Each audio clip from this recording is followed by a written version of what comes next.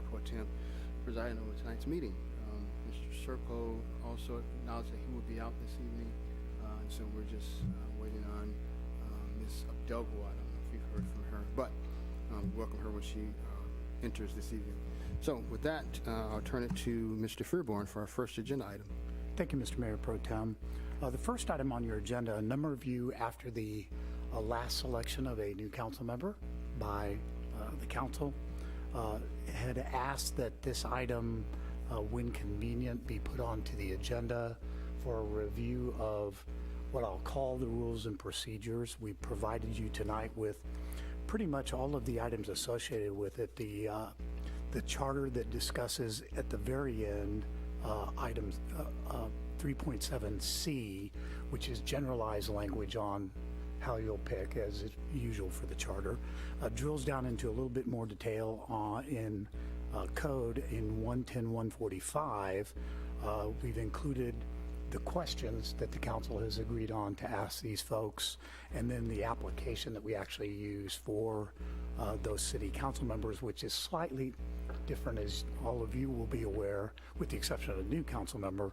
A little bit different in this process than actually coming in and filing for the municipal election in April. This is a more generalized application. A lot of the components of the application when you come in to file for the municipal election are called for in state statute. And so we have to do that according to that particular prescription. So with that, that kind of concludes the staff report. I know a number of you wanted this item on so you could discuss the process. So I'll kind of leave that to the council for your own discussion. Thank you. I have one question in regards to the application itself and the contents of it. Is that pretty common for municipalities? Is not common. Is our version consistent with other municipalities are doing? Absolutely, sir. Okay. This was definitely not a reinvention of the wheel. Okay. All right. And then as it relates to the questions, I believe the questions are a combination of over the years when we've gone through this exercise and come up with the most appropriate questions to ask. And I believe the last time that we did this, these were the questions that we used. We just kind of reorganized them for that session in June, which we selected Ms. Will Scherzer. So if there's any questions of the council, this particular agenda item. A significant amount of the discussion that I had heard was, is the council good with sticking with this question format and only this question? There was a great deal of deviation in the questioning that went on. Would you like some sort of a section where it could be more interactive with each of them? And should that be, if we have obviously more than one candidate, should on the fly questions be asked of all three, rather than could you elaborate on what you just now said, or would you prefer could you elaborate, or would you like to strictly stick to this line of questioning and this line of questioning only? Is what I heard was the reason for wanting to revisit this. Thank you, Mr. Mayor Pro Tem. Now that Mr. Fairborn has kind of talked about that time that we went through the process, I realized I was out of town and did it on Zoom or whatever we were using on video teleconferencing, and I was a little dismayed at the number of off-the-cuff questions because I felt like that I didn't know I was supposed to bring some, and I felt like a majority of the people asked off-the-cuff questions that were not on this list, and I was unprepared for that. Ask off-the-cuff questions. I don't. There were questions where one of the script questions was asked, and then one of the council members said, "I like what you had to say there. Can you, elaborate, or what would you do if?" And there were a couple of questions that were sent through that were not on this list, and I don't know if that's what the issue was, but I kind of felt like I wasn't participating fully without asking more questions. If I recall, I think that portion of the evening was towards the end when we were going around the dais, excuse me, asking questions. I think for sake of time, we had kind of set the tone for the evening to, if you could jot your questions down, so that at the end, when we asked each council member to provide their opportunity to ask questions, I think that was when there's probably some appearance of ad hoc questions, because there may have been could you elaborate on an earlier comment that you made or earlier response? If I'm wrong in that assumption with these, Mr. Devlin. Just adding to that, my memory's not fabulous, but when we did ask those questions at the end, each interviewee, each applicant was able to answer all of those questions. So it wasn't like a certain person was getting to answer a question and someone else wasn't, or someone was put on the spot about a certain thing and someone else wasn't. I felt like everyone got to answer those questions that came up during the interviews. Yes. I think that was an excellent point, because the question may have been asked of a particular applicant, but I believe each candidate was asked to respond to that question that was asked. Mr. Butler.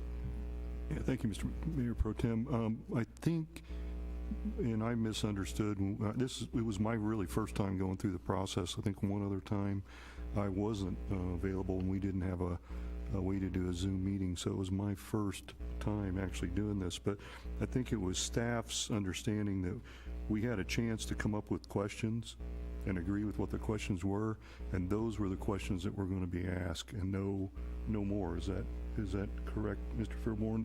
Only if we needed clarification on those questions. In past times, clarification questions were asked. In this case, there was an expansion on that to ask the questions. I do believe that, with the exception of one question that was put by Councilmember Circo to the gentleman who was there, that with the exception of that one question, everybody was given the opportunity to answer all three of them. But he specifically put that question to that gentleman individual. But it was an expansion on the number of questions, most certainly, that were being asked. In the past, there were a lot of clarifying questions where is this what I heard you say, which was more individualized than asking all three. When the questions were kind of coming up in a more generalized form, I think the council did give everybody the chance to answer. I mean, if it's going to be a clarification question, obviously it's going to be directed to one or two of the individuals who are responding, just to get more clarification. Yes. And I guess, we're looking and I guess making a decision on the process, but these questions questions could be dynamic. They could change are we making a decision that these would be the questions that we ask from now on with a candidate came forth, or if a candidate slot came open? Actually, the calendar that I keep in the magic folder is each year, because it changes each year. I present the questions, and a number of these questions and the order of the questions were changed for this particular interview process. And I would anticipate and hope that the council would review these each time this process came up to decide if these were the questions. Yes. I would say that in being a participant in that, I didn't feel at a disadvantage and I didn't feel at an advantage at any point, because I wasn't constantly last in answering or constantly first. Like, the way that it rotated around with all of the questions, I felt like it was really fair, and I didn't feel at a disadvantage or anything at any point. No one. I was just going to say, I feel like this went really well this time. I feel like as someone having to make that decision, that's a lot of responsibility. I felt like our questions were well-rounded. I felt like we got great information to consider about each candidate as we did the interviews. My only thing that possibly could improve it would be if you know, if we wanted to shorten the interviews and ask more of the interview questions on the application, then that could make it not so time consuming that evening. But I feel like between the questions, we cover a lot of ground and get enough information to make a good decision. And I believe as Mr. Fearborn said, that these aren't codified, if you will, as the actual questions we have to ask each time a vacancy comes up. We're given an opportunity a few months out, a few work sessions out to present it with these questions, massage them to fit the situation at the time that we're requiring the vacancy, and then come to a consensus on which questions to answer. Always have an opportunity for council to ask independent questions outside of this or clarifying questions. So I believe from hearing consensus, the process with which we submit, the applicant submits the application, the appropriate time frame, and then the questions that we are offered up to ask, sounds like they are, we're, I guess, consensus with that, and then we will readdress should the situation arise again, and we could have a whole new list of questions that could come up. We could table these and come out with something different. Mr. Berenson. So this list of questions, this obviously it's public right now because we're talking about it. The candidates will see this list of questions before they meet us, is that correct? They do not, sir. Unless you wanted to go to they respond in writing to each of the questions ahead of time, and then, but I would say from the standpoint of when we do interviews here, and we do far too many of them these days, it seems like, there is value in hearing how someone can answer on the fly. That's why I liked being able to ask a question that wasn't a prepared question that was on the list. So this list right here, this is public information, is it not? But again, the council has the opportunity to change Sure, every we single could one of change these it, ahead of yes. time. Okay. I like the list of questions. I think we've done a good job with them, but I also like the ability for us to ask a question. I'm more concerned that with future councils that we just gavel the list and go on down the road. As long as we have an ability to put new questions on that list, you know, with COVID going on and the economy the way it is, I mean, times are changing rapidly, week to week and month to month. I just want to make sure that we do have a way, a guaranteed way, that we can put questions on that list that are more relevant to the times. I think the only thing that's not in the, like you said artfully, these are not in our code, they're not in the application process other than the form document that's there. The questions aren't. So, and I'm probably confident to say that I'm certain that we would not be limited in the ability to ask questions. I'm pretty sure that there would probably be someone in this council that would, whoever's sitting in the seat would adamantly oppose to being limited the ability to ask a question of an applicant. I like the idea that this is a idea jumping off point. There's a list of questions kind of help, you know, 'cause prior to this it was like, I don't know what questions to ask, because when we campaigned, we weren't given an application of questions. We just knocked on someone's door and there's the question, you know, why are you running? You know, what are you going to do for me? You know, kind of deal. So this is kind of something in a more formal setting that can help us help formulate some questions that through the evening. But no, I don't think we're going to say these are the questions that have to be. And I like how Mr. Fearborn presents it to us. That here's some questions to think about, and then from there we can form our own questions off of that. Yes, sir.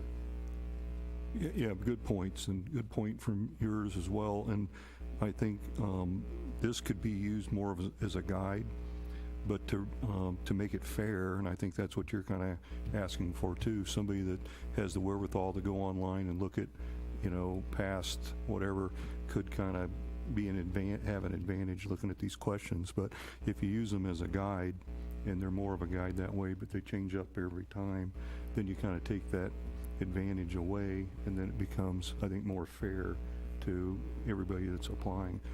And I think, and you know, who knows if we're going to be on the council next time it happens or not. But I think if you look at and think about it, what's fair, and kind of use that as a driving point, then I think that'll help guide it. But I think the process we used was I think it worked, but always there could be some things to obviously improve.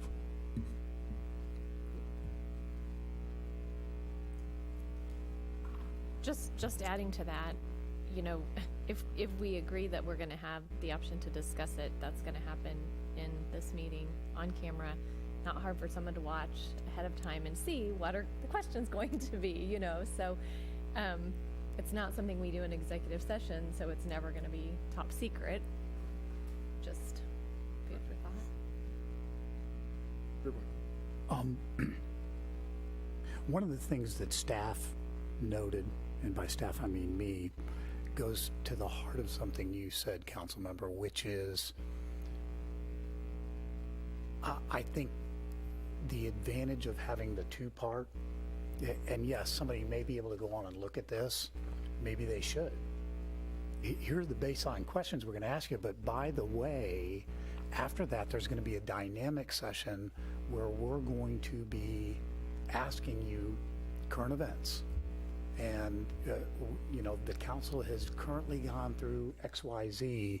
What's your thought on that? And I think one of the things that this, I don't want to say lacked, but an element it didn't address is the ability to ask them about something going on in the here and now. And that's pretty important, I think. Just a thought. No, it's spot on.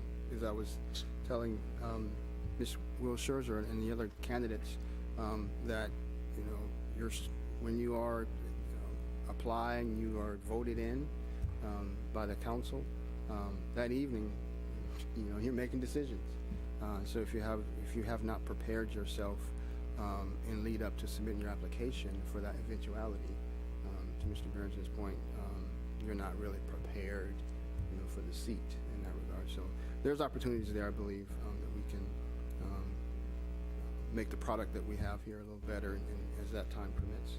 When that presents itself, we'll certainly do like we did, you know, this last time. You know, review it, make the best decision that's appropriate for the time. Any other questions or comments? Thank you. What we will do then, when this comes up, if this comes up again, we will ahead of time be introducing these questions to you as the base, and then the script for the moderator would be, when they're talking to the candidates, if the council is okay with this, we're going to have a series of X number of baseline questions for you all, followed by clarification questions that may go just to an individual candidate, followed by a series of questions of the council members' own generation that will be coming to you, just so they know what the format of the evening is going to be. Terrific. That's great. Thank you. If there's no further discussion on that agenda item A, then we'll move on to agenda item B, City Council participation in meetings via video conference. Mr. Zur. Thank you, Mr. Fairborn. I was asked by Mr. Fairborn to provide some input with regard to the legislative authority for the participation in video conferencing. You have that in your packet, and it includes state statute, and I'd reference 610.015 as well as 610.010, both of which would be identifiable as part from the Sunshine Law provisions in public meetings. In particular, under 610.015, I'd point out the third full sentence, which provides all votes taken by roll call in meetings of a public governmental body consisting of members who are elected except for the Missouri General Assembly and any committee established by a public governmental body shall be cast by members of the public governmental body who are physically present and in attendance at the meeting or who are participating via video conferencing. That gives you the authority under state statute for being able to participate via remote, which we instituted. What became an irregularity became regular during the course of COVID, and the notion is we can continue to utilize that as needed post-COVID timeframe. The next sentence in there, and I note there's a reference in there that talks about a quorum of the members of the public body being physically present and the less than a quorum of the members of the public governmental body being participating via telephone, facsimile, or internet or other voice and electronic means. That is specifically relatable to emergency meetings that might occur where you may not necessarily have the full 24 hours of notice published that would go into that one. We don't have that very often in our world. Can't think of the last time we had an emergency meeting that had to go along with that. But in essence, you do have the authority for a regular meeting to come together via televideo or video conferencing under that prior sentence. The next section, 610.010, does provide further support for the notion of the participation via video conferencing and electronic means. If you look in the last portion of the definition of public meeting, you'll see a reference that says, but the term shall include, so the term of public meeting shall include a public vote of all the majority of the members of a public governmental body by electronic communication or any other means conducted in lieu of holding a meeting with the members of the public governmental body gathered at one location. And then, of course, right beneath that, the definition of a public vote being any vote, whether conducted in person, by telephone, or by any other electronic means cast at a public meeting.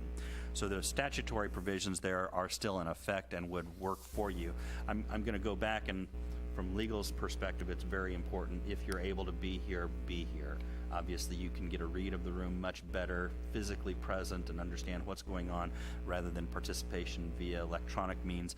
But obviously, we do have the ability to participate that in electronically, and so if you're out of town, unable to be here physically present, we will continue to make those arrangements. Obviously, under the Sunshine Law, there's additional input from the Secretary of State, which is in the individual enforcing the Sunshine Law in the state of Missouri. Annually, they put out an updated information regarding Sunshine, and in particular, they make reference to electronic meetings in their most recent edition. And in talking about meetings of public governmental bodies, they make a reference that meetings of public governmental bodies where a quorum is present and the public businesses are discussed are subject to the Sunshine Law. This includes telephone conferences and internet chat sessions. So again, making reference to electronic means of participation. And then it goes on further to note that notices of all meetings must be posted at least 24 hours in advance. That would go to the emergency nature versus not. And if the meeting will be conducted by telephone or by any other electronic means, the notice must identify the meeting, how the meeting will be conducted, as well as instructions for explaining how the public may observe the meeting.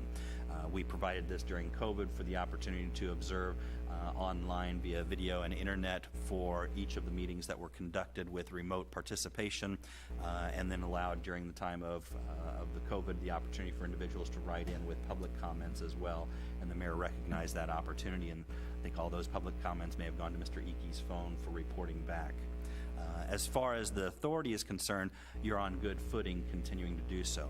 The next question comes as to whether or not there's any need to make alterations to either code or your policies and procedures for operations.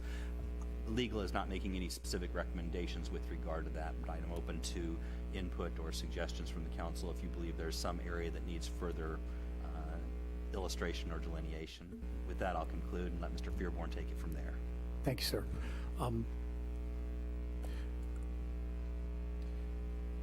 Because statute allows it, there are a number of cities that during the course of the last 12 months have visited this issue from a number of different angles. They've all allowed it.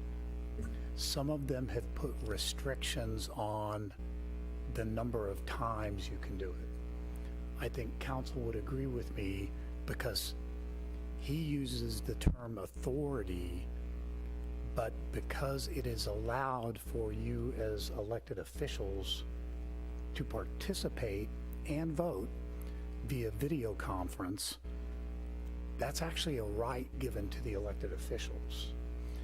I would hesitate to in any form infringe on, it worries me that if we set a limit of 3 and somebody's gone 4 and we tell them you can't vote, that seems to me to be more of a political issue, or maybe the mayor might want to pull them aside and say, you need to think about how this is looking with the amount of times that you're gone. But the flip side of that is it worries me that someone would go, wait a minute, I'm allowed to do this by state statute, and you are taking away my right. If my constituents don't like that, they can vote me out of office. But the state statute says I can be doing this. Just a suggestion for the council on whether you'd want to make any particular changes. Now, the one thing that is in, that isn't particularly called out, but it seems to be intrinsically within the statute, is that whoever is chairing the meeting must be physically present, the same way you have to provide a physical location where the meeting is taking place, and it's logical that the person who is chairing. Now, if it was the mayor who was going to be absent, he can still participate. Obviously, he's not a voting member. He can still participate, but he cannot participate as the chair of the meeting if he's remoting in. The other item that the statute specifically calls out is if you are unable to be video conferenced in, you cannot vote. If you're just there by phone and we can't see you, you can't vote. It does not specifically call out roll call. You can roll call at any point in time. I think General Counsel would agree with me that you should continue to call for the roll call. Just because somebody's arm might not be visible if they're got a tiny screen in front of them or whatever, the roll call seems to be it doesn't extend the time of the meeting very much. The language of 610.015 does specifically reference all votes taken by roll call in a meeting, and then it goes on to talk about participating via video conferencing. I'm not so sure I would place great emphasis upon that, but it seems absolutely appropriate from Mr. Fearborn's perspective, and as well as legal, that the roll calls continue to be done as part of that. Anyone who is participating remotely, it just does make it easier for staff to continue to keep track of those votes. And then otherwise, I would concur with Mr. Fearborn's comments with regard to how is it going to look from a political standpoint, how does it look from participatory standpoint if you are going to have consistent absences or consistent participation via video conferencing. Short form of all of this is we would recommend that the council continue on the course that it's on. But we wanted to be sure it got out there. Any questions? If not, I had a quick question then. So since we're speaking with regard to the video conferencing and absences, does the video conference participation trump the absence clause that we have in our code with the 25% absences? I don't think we've calculated the teleconferencing as an absence for purposes of any determination under the code. I think it is non-participatory, you're not available, you're not participating in any portion of the conversation, you're not voting, is going to be what we would identify as an absence. Mr. Burke. If I may, Mr. Mayor Pro Tem, when we went over to the charter, when we did the charter review, at that point we had a vote about this topic in the past, and the council denied the ability for us to use teleconferencing back then. So when we did the charter review, we did not address that idea, but I believe it shouldn't be. I guess the code is where it's handled. Since then, well, actually not even in the code. Legislative alteration. The state statute was not in place that allowed it. That is now in place and is the guiding principle, if you will, for it.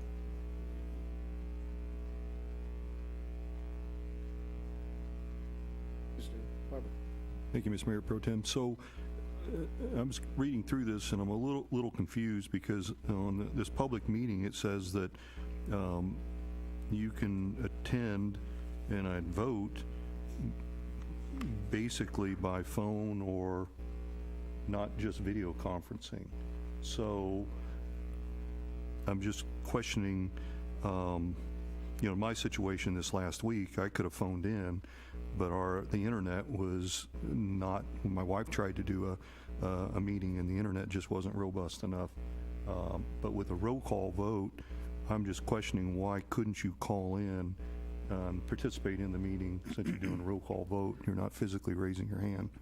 I think I would look real carefully at the voting provision under that public meeting. The votes taken under 610.015 is very clear with regard to the individuals that can participate and vote electronically. The other portion is talking about emergency meeting where they're participating via voting, telephone, facsimile, internet, or otherwise. The portion for all votes taken by roll call in meetings of public governmental body, it makes specific reference with regard to attendance in person or attendance via video conferencing. Does not take into account that for the emergency portion. And I think that you don't want to say it's a regular meeting of the members of the council that we can then participate via telephone, facsimile, internet, or otherwise for voting purposes. I think the roll call is very specific with regard to the video conferencing.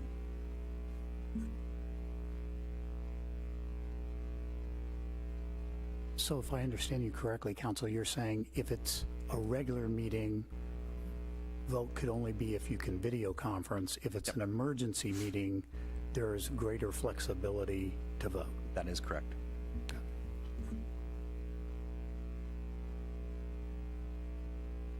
I had a general question that I've always had a question on, but because that second part of this paragraph speaks to quorum, when do you have a quorum if none of the ward council members are here? If you have, the other council members of wards 1 through 3, but obviously Ward 4 is not here for whatever reason, is that a quorum or not a quorum? That is a quorum, sir. A quorum is established it is the council as a whole. So the absence of an entire ward's representation does not preclude that Still either? have a quorum, sir. Okay. As long as there are 5 of the council members present. Not saying that Ward 4 wouldn't be here. I was just always curious if there was if there was ever a ward that was not here, would the evening still proceed? So, okay, thank you. Thank you, sir. After listening to Mr. Zer's comments on state statute, I really want to try attending a meeting by facsimile. I'd really like to try faxing everything in to the council. I think I that believe would be... that one came up. It's the same librarian down in Jefferson City that still insists on discs. Outstanding. Any other comments? Outstanding. Seeing no more on that agenda item, we'll move on to agenda item C, filing for municipal candidacy.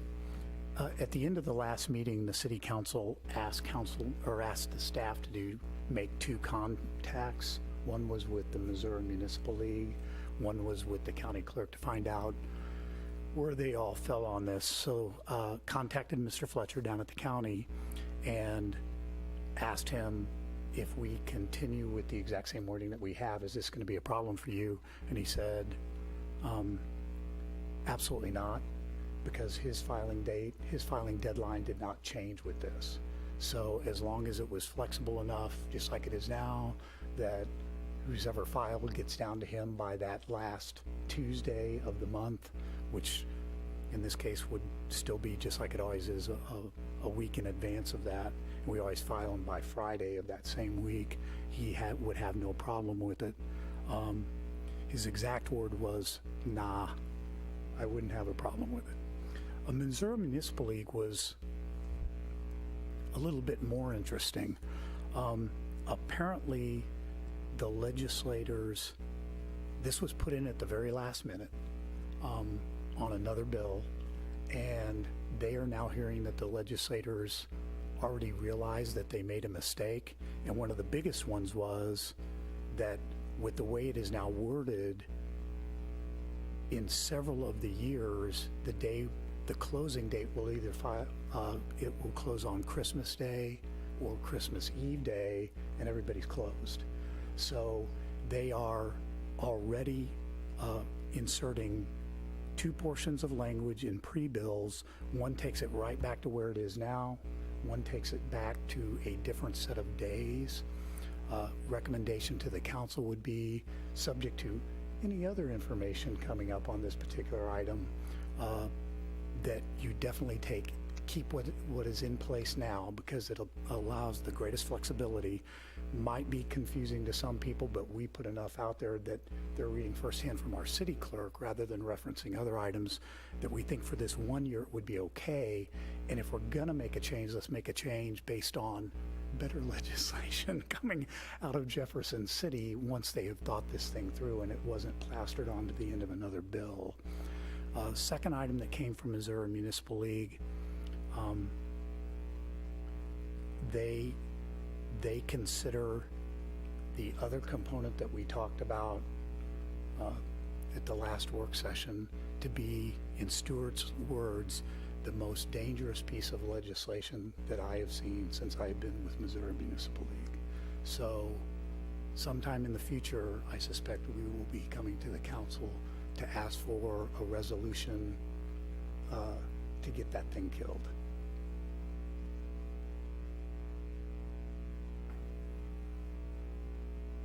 And if I remember correctly, a few years back, we changed the way that applicants or candidates file. It's no longer, the way they file is still the same, but based on the time your application was received, dictated where you fell on the ballot.